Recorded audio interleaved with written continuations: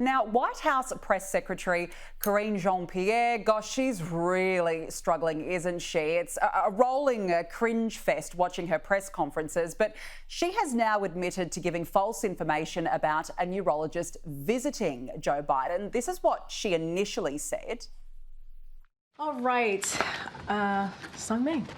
Thank you. I just wanted to get a clarification on the letter that was sent last night. Sure, absolutely. From Dr. O'Connor.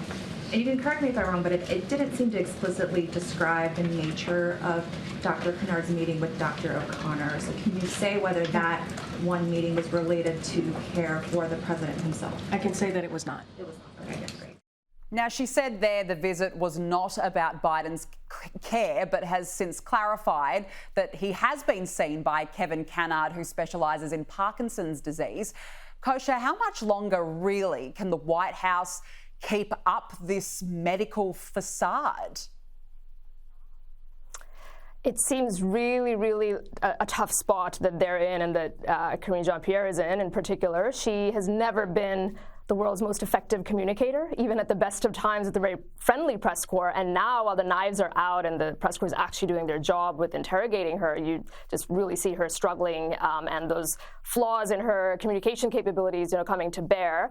I think, this is a subset of that overall picture that we talked about earlier with George Clooney and others coming out against them. So you've got that chorus growing of very high-profile names coming out, both privately and publicly. And then you have the Bidens that are really digging in. And, don't forget that Biden has been chasing the presidency for half a century. This has always been his life's goal. He tried 3 times. He finally got elected. I just don't see him and Jill Biden and others going quietly into the night without a fight.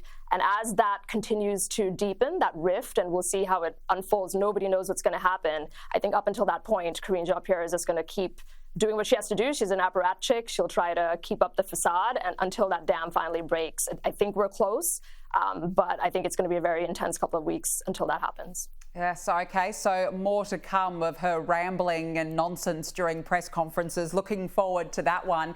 Now, Kosha, Joe Biden has met with the new UK Prime Minister Keir Starmer at the White House, where the president had descended into some sort of bizarre rant about football and soccer.